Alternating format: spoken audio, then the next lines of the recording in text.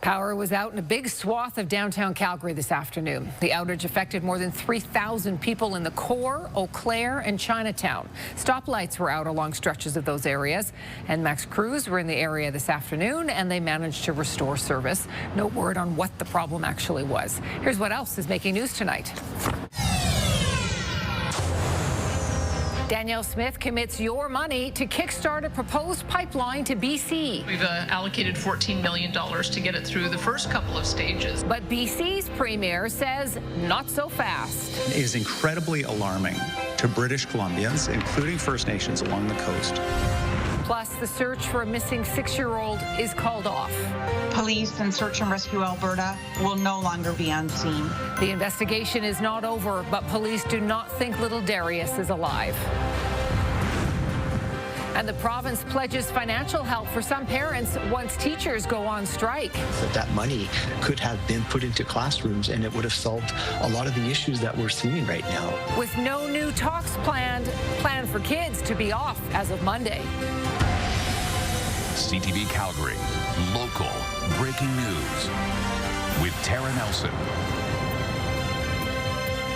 Hello, and thank you for joining us. It has been at the top of Danielle Smith's wish list since she became premier, but it has been difficult for the province to get any sort of movement on a new pipeline to the West Coast. Now, after years of back and forth, Smith has announced her government will step in and try to jumpstart that project.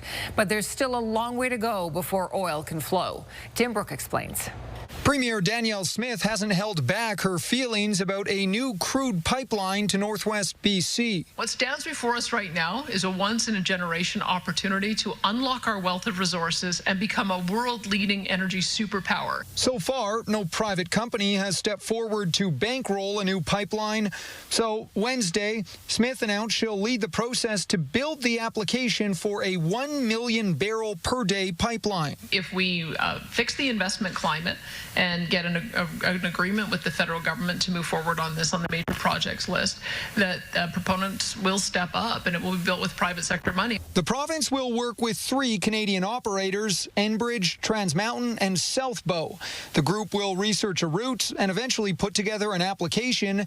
Smith is convinced by the time that proposal is done, the feds and Indigenous groups will be on board and private investments will come. The fact that we're engaging early and we're being transparent and having very respectful conversations certainly helps. For now, the province is putting up $14 million of taxpayer funds to support early planning work. It's going to be a real tough go because the private sector, despite all the egging on of Alberta, has not been willing to step up on its own. We've seen so many things fail. And of course, others will have a say. Premier Smith continues to advance a project that is entirely taxpayer funded, has no private sector proponent, is not a real project, and is incredibly alarming to British Columbians. Smith says she did give BC's premier a courtesy call earlier this week, but that hasn't convinced him. And Smith is well aware her government can't do this alone.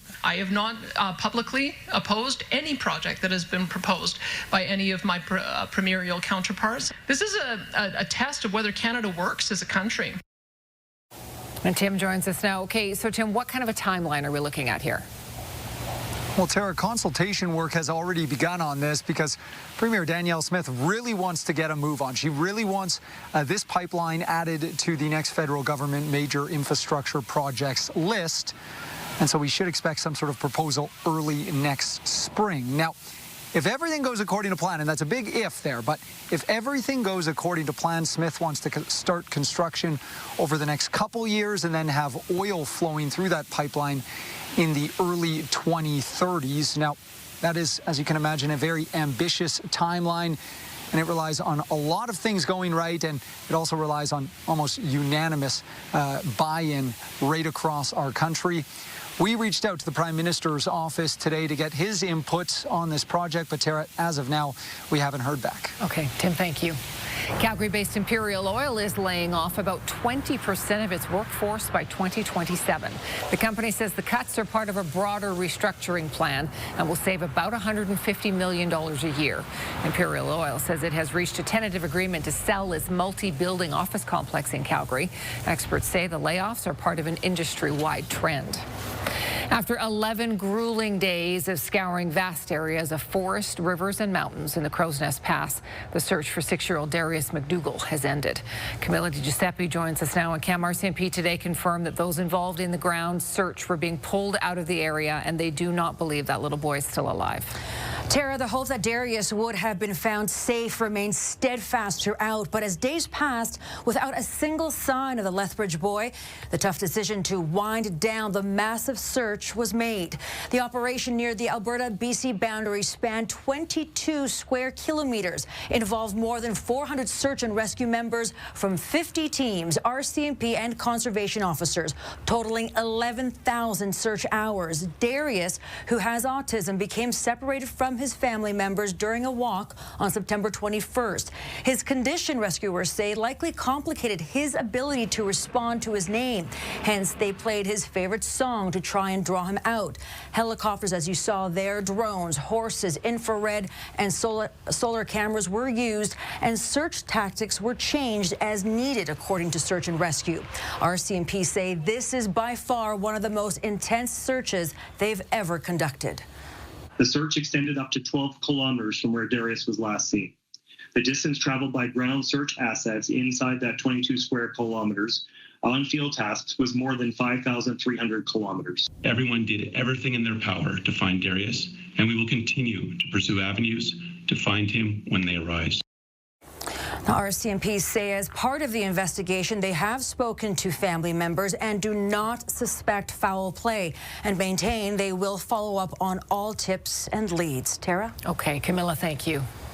The clock is ticking on negotiations as a province-wide teacher strike is expected to begin on Monday. Parents, students and community groups are bracing for widespread disruption in classrooms across Alberta.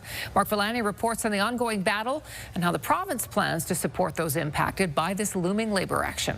Alberta's education minister is making a final push to avoid a strike. We're asking them to go talk with their members, come back to the table. But teachers aren't budging.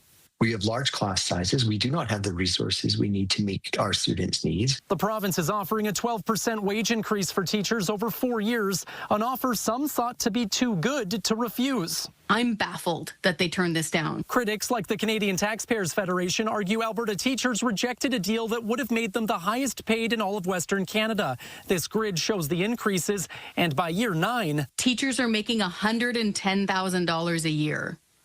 Plus benefits, plus holidays. Teachers should probably ask themselves if they've got it that bad. We think that's fair and reasonable. We also want to address the classroom conditions. There's no question classrooms are growing. The offer also included funds for 3,000 new teachers and 1,500 education assistants. But Alberta's opposition is calling out the UCP for issuing layoff notices to 20,000 support staff members during the pandemic. When you haven't taken action for 6 years, swooping in at the last minute, now that's a drop in the bucket. It means contingency plans are now in place. The province launched a study guide to help students keep up with learning online. Parents of children under 12 are also eligible to receive $30 per day per child to help with tutoring or childcare. That's money coming out of savings due to the strike, but it's still an estimated $15 million each day. It doesn't outweigh the long-term effects of the underfunding that we're seeing in our public education system. Meanwhile, the City of Calgary is helping parents with extended day camp programming at Village Square and Southland Leisure Centre. Other organizations like Storybook Theatre are also offering strike support drama camps. We're offering extended drop-off and pickup times for parents to kind of help support their busier schedules. But the hope is to prevent this from happening entirely, and Alberta's government says it's willing to make adjustments. Let's have that conversation. We're certainly open to it. And Mark is outside Silver Springs School in Northwest Calgary tonight. So, Mark, what kind of adjustments is the province willing to make to prevent this strike?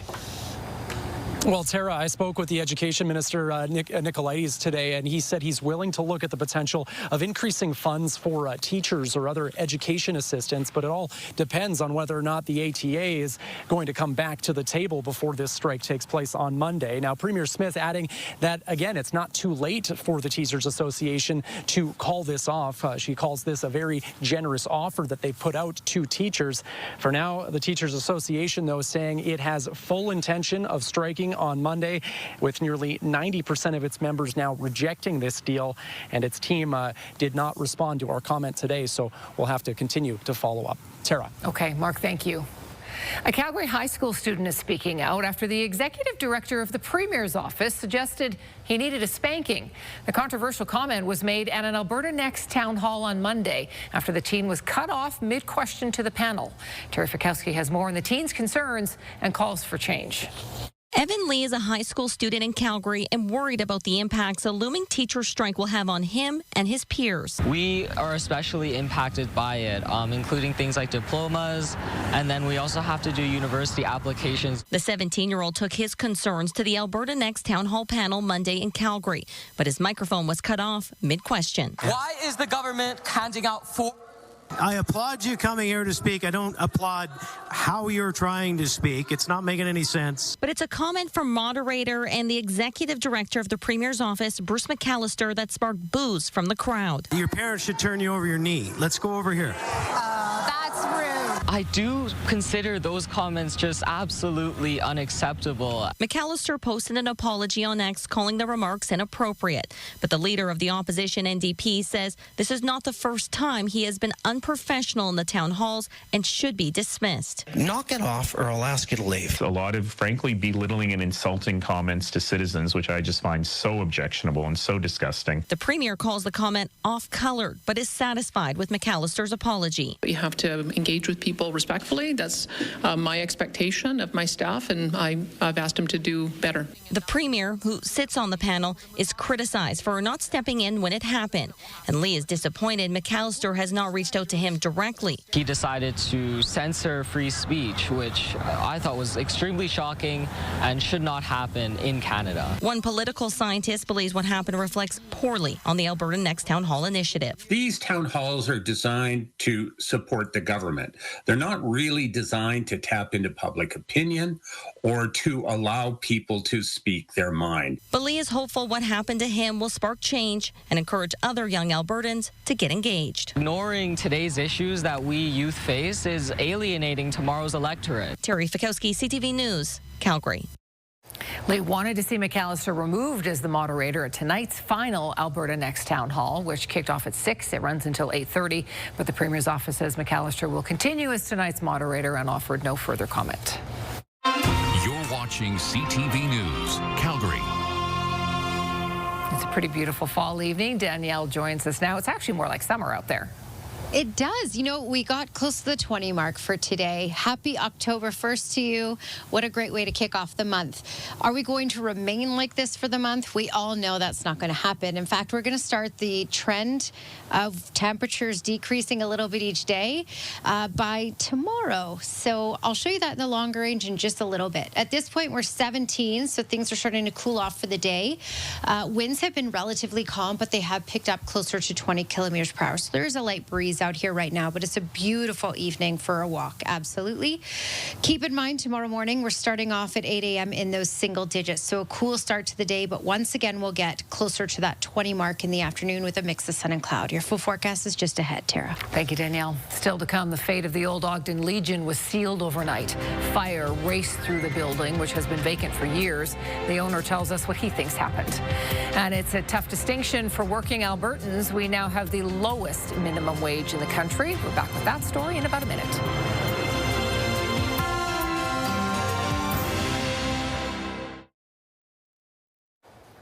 In New York, part of a public housing apartment building collapsed this morning, leaving a corner of the high-rise in a pile of rubble. Miraculously, no one was hurt. There was a gas explosion in the boiler room that collapsed a chimney shaft in the 20-story building in the Bronx.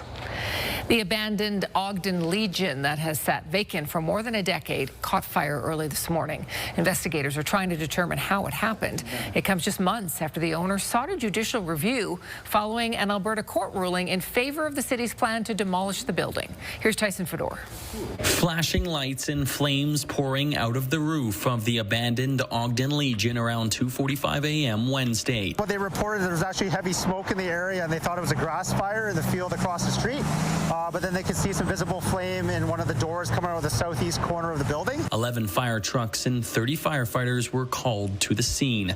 A defensive exterior attack was set up due to the unsafe conditions such as health hazards and structure issues. It was unsafe for our crews to go inside, so we set up 2 ladder trucks and flowed water. Crews eventually entered the building after a demolition crew arrived, knocking down about 1/3 of the building impacted by the blaze. Just when it hasn't been maintained in any condition, there's high risk of things falling on us inside, potential building collapse, unknown hazards. The building's owner says the fire was not that serious. There was a slight fire. It's not as big as what they pretended it was. The building is a 4-hour burn time. In other words, it's like a concrete bunker. Dean McKenzie says the building will be demolished, but believes this blaze was intentionally set. The only way that there was a fire in there was somebody that used accelerant. The building has been vacant for more than a decade after the Legion closed down. It's been slated for demolition since 2023 after its deteriorating state and being a risk to public safety.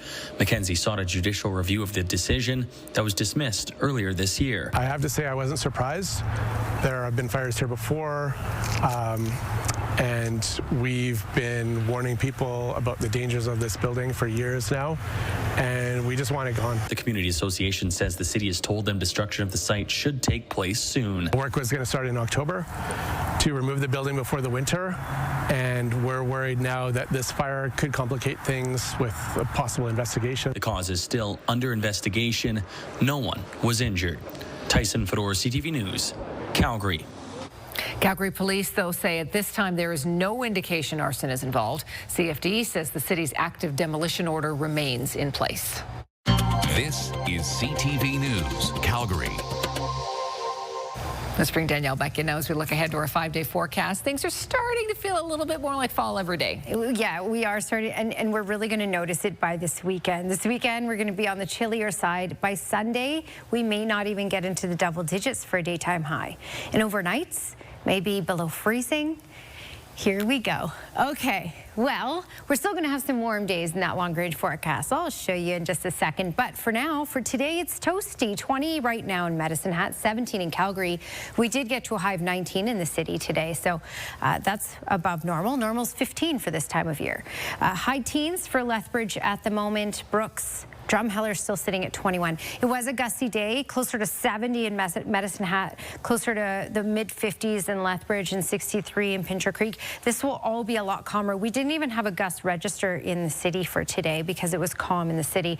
All of this, southern Alberta, 20 to 30 km/h winds for tomorrow.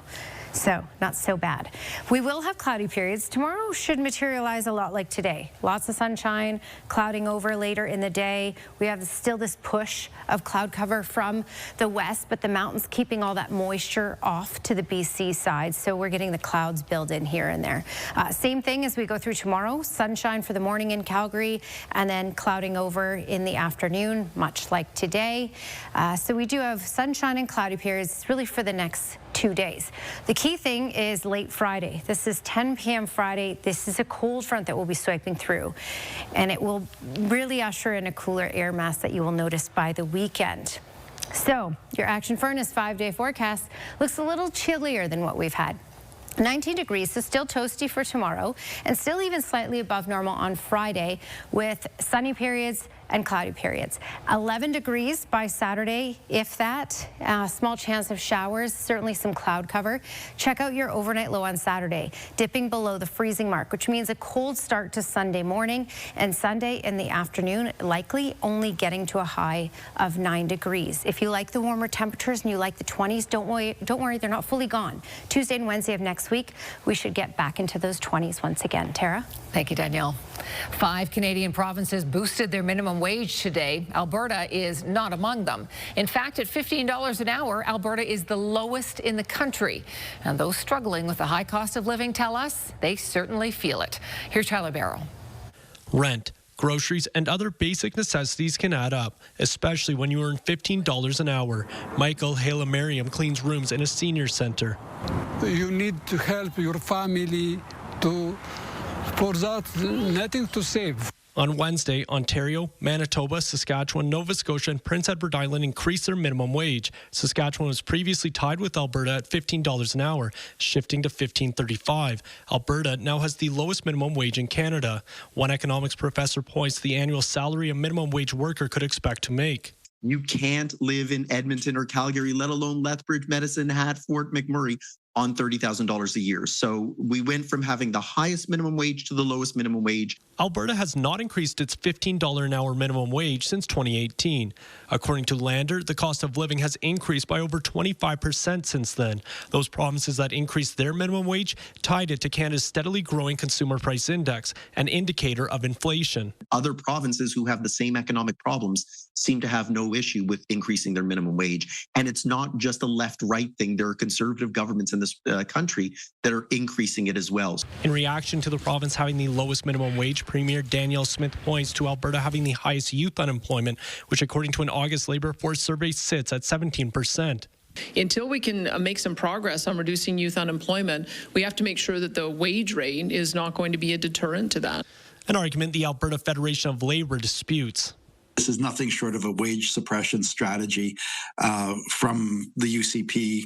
It has launched a campaign calling on the province to bump the minimum wage to $20 an hour, a wage that would make life more affordable for workers like Halamariam. Minimum wage is very low for every people, Big challenge, to live.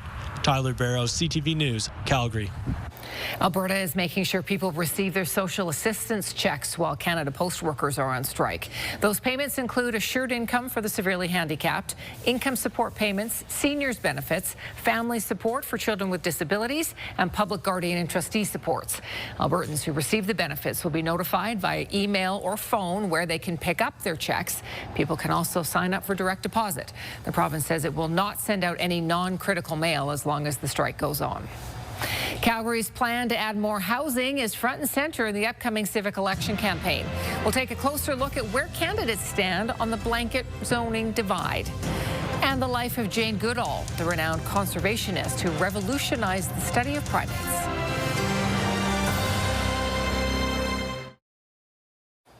Calgary's upcoming election is reigniting the rezoning debate. The city approved blanket rezoning more than a year ago, but now most mayoral candidates are vowing to scrap it. Advocates say the move was needed to boost housing supply, but those against say it shouldn't be a one-size-fits-all. Jordan Canigan reports.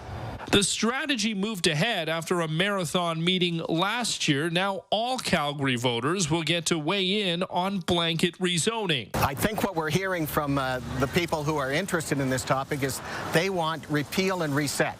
My position would be, this is an issue that we settled with a public hearing, multiple public hearings over this council's term. As an election campaign ramps up, 8 of the 9 mayoral candidates say they'd either get rid of upzoning altogether or they'd keep it but make major amendments.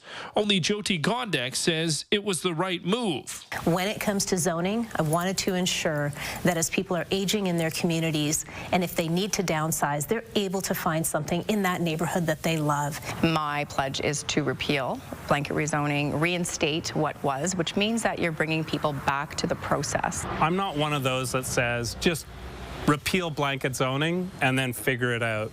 That's a recipe for further disaster. I'm going to do the hard work of fixing zoning. Calgary is seeing more housing built since rezoning was passed in May of 2024, and the city led the way in housing starts in the first 2 quarters of this year. But the strategy has also faced major community pushback and legal challenges. We've seen that blanket upzoning has not worked. It hasn't influenced affordability.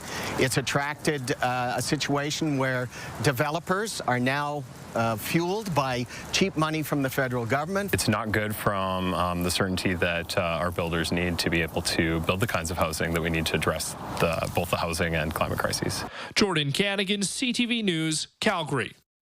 Now, after the election, no mayor would be able to unilaterally repeal blanket rezoning. They would need to put forth a motion and then gain support from the majority of council. Changing the land use bylaw would require another public hearing. Calgarians will soon be able to vote just about anywhere. The city is rolling out a mobile voting station ahead of the October election. The vote bus returns for the advance poll period, making 11 stops between October 6th and 11th. It will park at major transit hubs and in new communities to make casting a ballot a little easier. Elections Calgary says the service could be especially useful given the postal strike and concerns over mail-in ballots. It has been part of our election model for a number of years. Certainly now that there is the Canada Post strike that may or may not affect the mail-in ballots, we're hoping that the vote bus will help us reach Calgarians where they are. The vote bus was last on the road in the 2017 election. It was curbed in 2021 due to capacity limits during the pandemic. You can find a full list of the voting locations in this story on our website. Construction is now underway for a new K-8 school in Southwest Airdrie. This new school isn't just a building, it's a place that will give students a space to learn, grow, and thrive, and a place where staff can do their best to support students.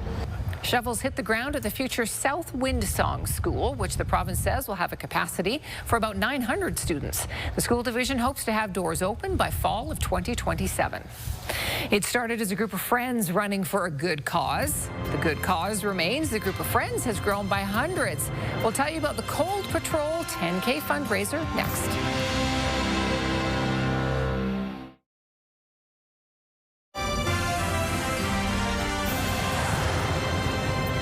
A group of young professionals looking for a fun way to give back to their community formed what they call the Cold Foundation. The foundation's biggest fundraiser is coming up on November 8th, and it benefits the Alberta Cancer Foundation. The Cold Patrol 10K run now has close to 600 people signed up with the goal of raising $100,000. Kevin Fleming reports. Cold Garden is the end point for this year's Cold Patrol 10K run, and the beverage company is one of the sponsors of the event that started small in 2023. When they first tapped on our shoulder, it was like just them, really, like just their group of buddies running around.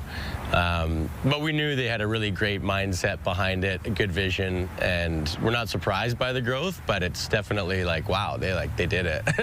That first year, the group raised $24,000 and set their sights higher for 2024. Last November, the run saw 300 participants with more than $64,000 raised. We seem to be able to get in front of young philanthropists who want to, not necessarily go to stuffy dinners or galas and want to raise money in kind of a new, exciting way. The Alberta Cancer Foundation is the recipient of all of the funds raised by the Cold Foundation. Cancer really affects everyone, so whether you run, whether you walk, cheer, fundraise, whatever you might like to do, it's about something bigger. It's about giving Albertans more time, more hope, more moments. Andrew Black is impressed at how people came together for the cause last year. That was just so special to see 300 people that we didn't know, and some of the donations that came through that were naming some of the individuals who were close to those people and who had been impacted by cancer was just such a special moment for us. Niall McLeod says he and everyone who takes part in the Cold Patrol 10K have learned a lot about cancer and how their donations make a difference. We work with a lot of younger people, and they may not have a lot to give, but there's something really fun about building a community around getting people out and kind of rallying behind a cause. The organizers say they hope their initiative will continue to grow, raising even more funds for cancer research. Kevin Fleming, CTV News, Calgary. That's pretty awesome. The event is open to people who want to run or walk, and also those who just want to watch and cheer on the participants. We have more information about the Cold Patrol 10K on our website. Good for them. That's an amazing growth in just a couple of years. All right, well, if you think that all babies prefer lullabies, you better think again, because this Tot's musical preference runs a little more classic.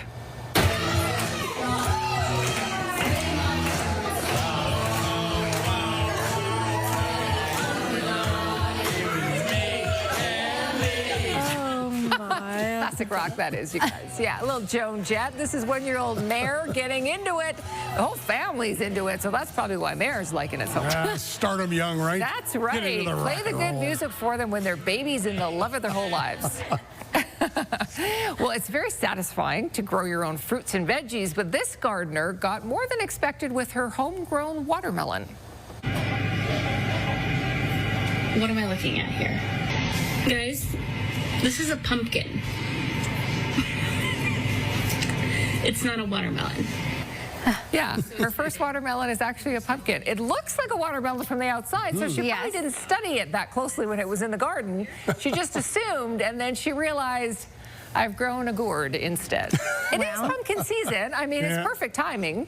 She went, but that is not what she was expecting to find when she cut it open.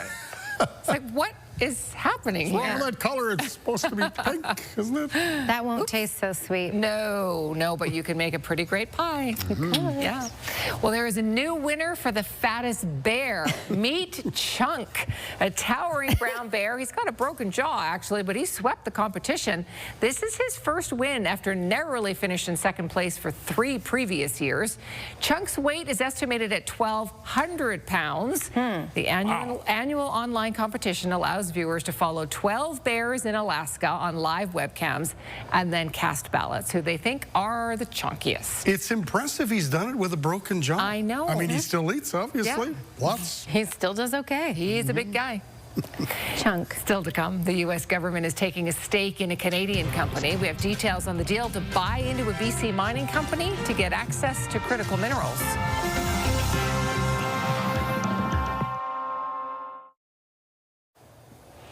All right, Skywatch weather camera.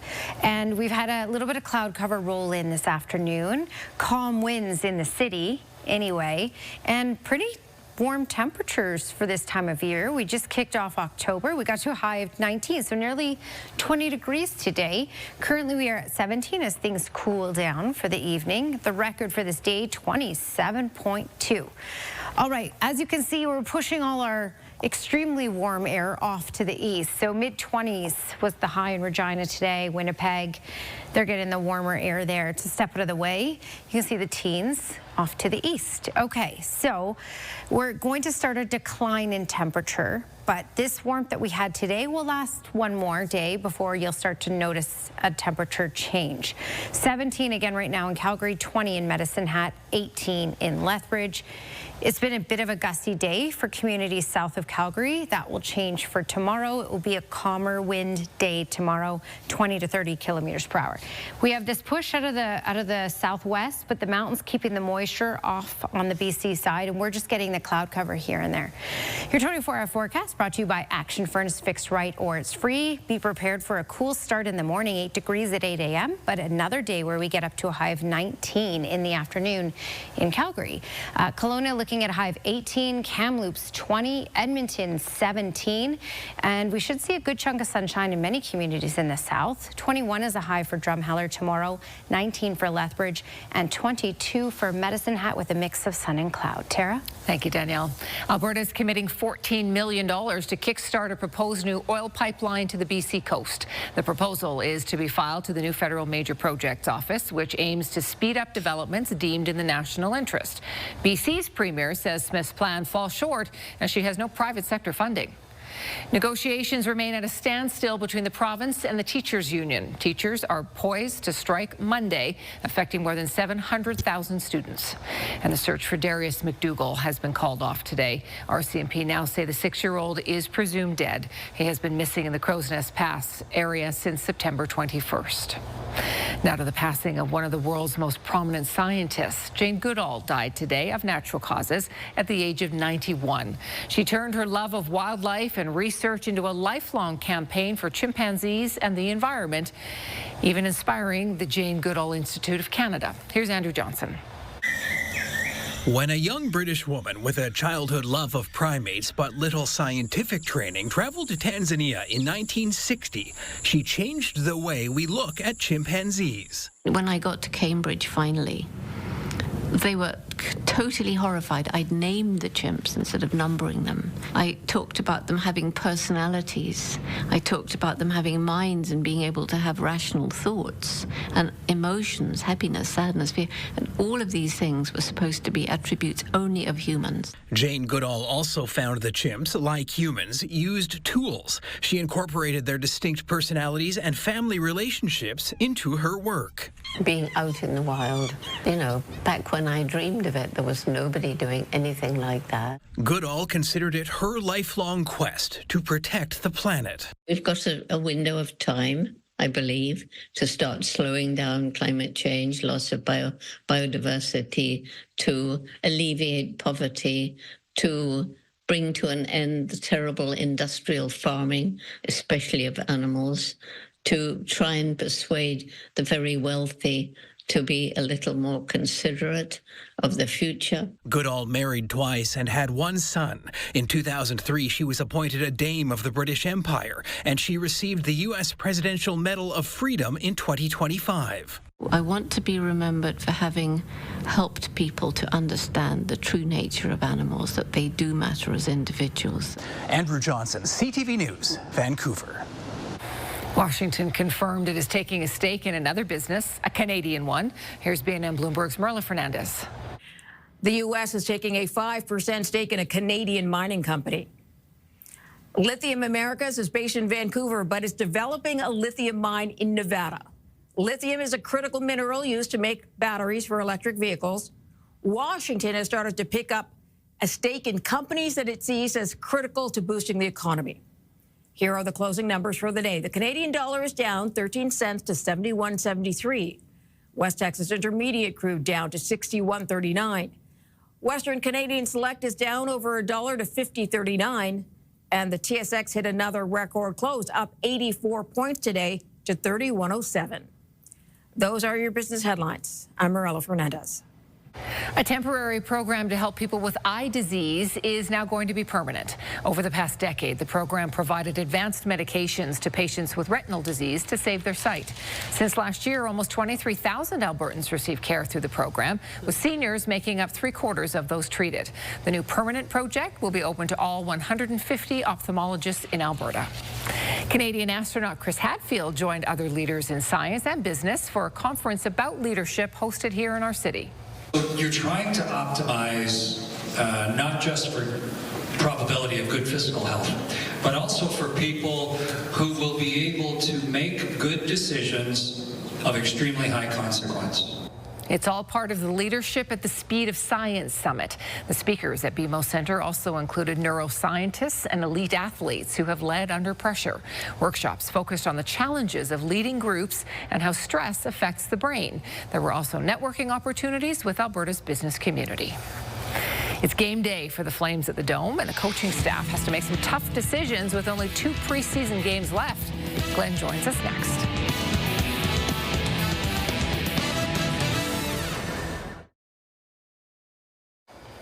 There are just 2 more preseason games left for the Calgary Flames. Glenn is back with us, and Glenn, there'll be a much more veteran lineup tonight. Tara, the Flames face off against the Vancouver Canucks tonight, but there will be some players who still have a chance to make an impression, but it's also a time for the veteran players to get their game up to speed for the regular season. Nazem Kadri and Mackenzie Weegar have only played in 1 preseason game, and with the season opener in Edmonton on October 8th, they want to make sure they're ready to go and will likely play in the remaining 2 games. You know, for us veterans, I think it's, you know, as training camp unfolds, I mean, it always starts off intense, and then, you know, you try to just work your way, you know, progress to game shape, and you know, that's not just from a physical standpoint; it's from a mental standpoint as well. You know, we got a challenging start of the season, so you know, we're going to make sure we're prepared. We practiced enough there over the course of a couple of weeks, so it's I think the older guys, the guys that have been sitting out are itching to get back in there and start playing some good hockey games. Ivan Prosvetov gets to start in goal tonight. Devin Cooley will play the last half of the game. The backup job, one of the big battles in cap. A puck drop for that game in just a few minutes' time at the Scotiabank Saddledome. Toronto Raptors are here in Calgary for training camp. This marks the first time the Raptors have traveled to Alberta for a training camp. They did play a pair of preseason games in Calgary back in 1996 and 2016. The Raptors are holding their training camp at the home of the Dinos, the Jack Simpson Gym. The first few practices are closed to the public, but there will be a public practice on Friday at 6 o'clock. Last year was a struggle for the Raptors. They finished with a record of 25-57. Raptors made a lot of changes in the offseason, and Scotty Barnes hopes that leads them to the playoffs. He says strong defense will lead to offense. We're still finding our rhythm, trying to play faster, kick the ball ahead, trying to be able to create those driving lanes for each other, where we're able to take on those one-on-one situations and make the game easier for us. Play off the catch, doing those things, make it easier for us. Like, it's a whole country that's supporting the Toronto Raptors, not just a Providence or something like that. So it's really good to see the support that we have kind of nationwide, and really, really happy to showcase it in front of Calgary. And the Raptors play their first preseason game on October 6th when they go up against the Denver Nuggets. Toronto Blue Jays have a little bit of time to brush up their game. Jays have had their fun celebrating the AL East, but now it's time to get back to work. The Jays awaiting the winner of the Boston Red Sox New York Yankees series. The Jays open up the playoffs on Saturday afternoon. Now, to stay sharp, the Jays are going to play a couple of intra-squad games.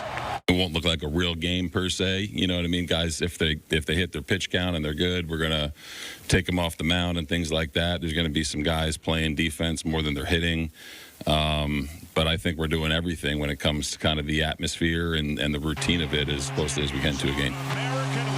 Well, the Jays will release their 26-man roster for the playoffs on Saturday. Well, if you want to check out some great curling this week, Winsport, it's the place to be. All the best curlers from Canada here for the Points Bet Invitational. All the action got underway today. This game would change in a bit of a hurry in the 7th inning. Katie Cameron trailing 5-4 with a chance to score a boatload here.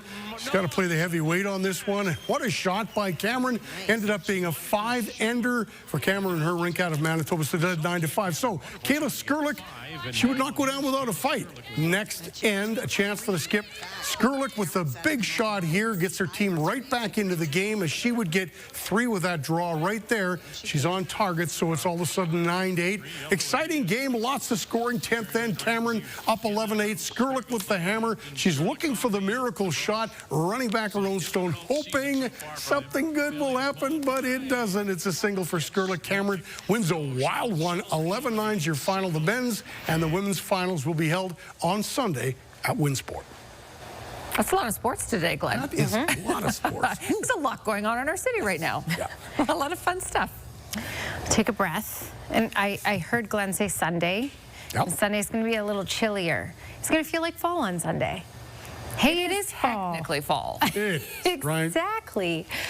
All right, just, 19 for tomorrow. So another day. Actually, tomorrow should behave just like today did. Same daytime high, mainly sunny with some cloud cover, especially later in the day. 17 by Friday, 11 by Saturday. You can see the trend here. 9 degrees is our high for Sunday.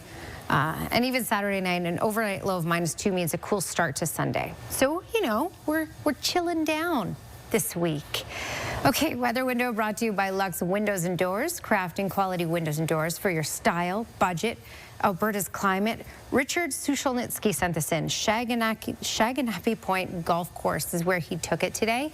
Also, it's his birthday today. Oh. Well, happy birthday, Happy birthday, Richard. And he said it was a beautiful walk with beautiful photos taken along his walk, as you can see right here. And then he sends us the gift of this photo. Exactly. Beautiful. Thanks for your company tonight. Have a terrific evening. We'll see you again tomorrow.